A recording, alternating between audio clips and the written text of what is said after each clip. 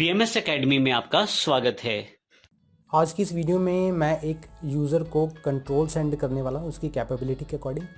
तो हम ये देखते हैं कि हम उसे किस तरह से सब्सक्राइबर का रोल, एडमिनिस्ट्रेटर का रोल या कोई अदर रोल किस तरह से दे सकते हैं। इसके लिए आपको एडमिनिस्ट्रेटर एरिया में यूज़र्स पर होवर करके और यूज़र्स पर क्लिक करना है ताकि आप ये देख सकें कि करंटली आपके पास कितने यूज़र्स हैं जो कि वेबसाइट में एडिशन से चेंज कर सकते हैं। तो इस सेक्शन में आप ये देख सकते हैं कि नए यूज़र को किस तरह से ऐड करें और एडमिनिस्ट्रेटर नंबर ऑफ़ प्रोफाइल्स कितनी है आप उसे एडमिनिस्ट्रेटर सेक्शन में चेक कर सकते हैं। बल्क में डिलीट करने के लिए ऑप्शन जो कि आप पहले ही स्टडी कर चुके हैं, और अगर आप किसी पर्सन का रोल चेंज करना चाहते हैं तो उस पर्सन के सामने चेक मार्क पर क्लिक करें और चेंज रोल, आप उसे सब्सक्राइबर, कंट्रीब्यूटर या एडमिनिस्ट्रेटर या कुछ भी करना चाहते हैं तो उसे क्लिक करके सिंपली चेंज पर क्लिक कर दें तो उसके अथॉरिटी या उसके रोल मल्टीपली चेंज हो जाएंगे। अगर किसी यूज़र को सर्च करना चाहते हो तो आप उसे सर्च बार में फाइंड कर सकते हैं, और यूज़र्स की लिस्ट को आप यूज़र नेम के थ्रू ऐसे देख सकते हैं, इसमें प्रोफाइल सकते हैं। तो आपको ये कुछ इस तरह से दिखेगा। Number of authors, number of post दिखेंगी पर्टिकुलर ऑथर की, इसके साथ साथ उसकी ईमेल, उसका रोल क्या है और उसकी पोस्ट कितनी है, आप उसे यहाँ पर देख सकते हैं। तो वीडियो में मैं नया यूज़र ऐड करता हूँ, सिंपली ऐड न्यू पर क्लिक करके यहाँ पर मैं पर्टिकुलर इन्फॉर्मेशन फिल करता हूँ कि उसका यूज़र नेम क्या है। मैं यहाँ पर यूज़र नेम फिल करता हूँ, उसकी ईमेल। मैं यहाँ पर बारी बारी से सभी इन्फॉर्मेशंस को फिलअप करता हूँ। बेसिक इन्फॉर्मेशंस फिल करने के बाद आप यहाँ पर वेबसाइट का नाम लिख सकते हैं, और सैम्पल ये लिख देता हूँ। और इसमें पासवर्ड आपको वर्डप्रेस द्वारा जनरेट करना पड़ता है, अदरवाइज़ आप इसमें अपने नाम से भी अपने अकॉर्डिंगली भी सेटअप कर सकते हैं। मैं इसमें सेटअप कर देता हूँ। तो इस तरह से मैंने इसमें पासवर्ड जनरेट कर दिया है। इसका यूज़र नेम, इसका email, first name, last name, ये सब मैंने इसमें सेटअप कर दिया है। अब अगर मैं इस चेक मार्क को ऑफ करता हूँ तो मेरे पास न्यू यूज़र रिलेटेड किसी भी तरह का ईमेल नहीं आएगा, यानी कि जो नया यूज़र हर्ष के नाम से यूज़र है, इस यूज़र नेम के पास, इस यूज़र के पास किसी भी तरह की मेल नहीं जाएगी। लेकिन मैं चाहता हूँ कि इस पर मेल जाए, इसलिए मैं इसे चेक मार्क करता हूँ और इसे एक रोल डिफ़ाइन करता हूँ कंट्रीब्यूटर के नाम से, और ऐड न्यू यूज़र पर क्लिक करता हूँ। आपको ध्यान रहे, एक बार ज़रूर ध्यान रखनी है दूसरे यूज़र को सेंड करते हुए। मैं यहाँ पर कंट्रीब्यूटर सेलेक्ट करने के बाद मैं ऐड न्यू यूज़र पर क्लिक करता हूँ। यूज़र क्रिएट होने के बाद आपको सिंपली पर्टिकुलर यूज़र नेम और पासवर्ड उस यूज़र को सेंड करना है, अदरवाइज़ वो ईमेल पर भी उसे चेकआउट कर सकता है। मैं इस यूज़र के थ्रू वर्डप्रेस की इस वेबसाइट को लॉगिन करता हूँ इनकॉग्निशन टैब में।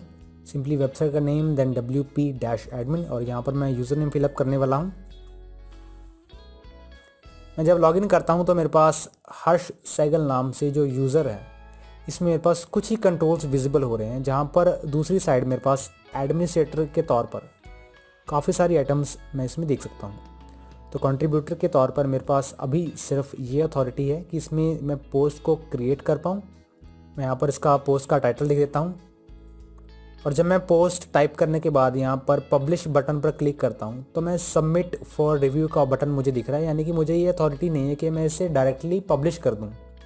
तो मेरे पास एज ए कंट्रीब्यूटर ये राइट नहीं है कि मैं इसे डायरेक्टली पब्लिश कर लूँ।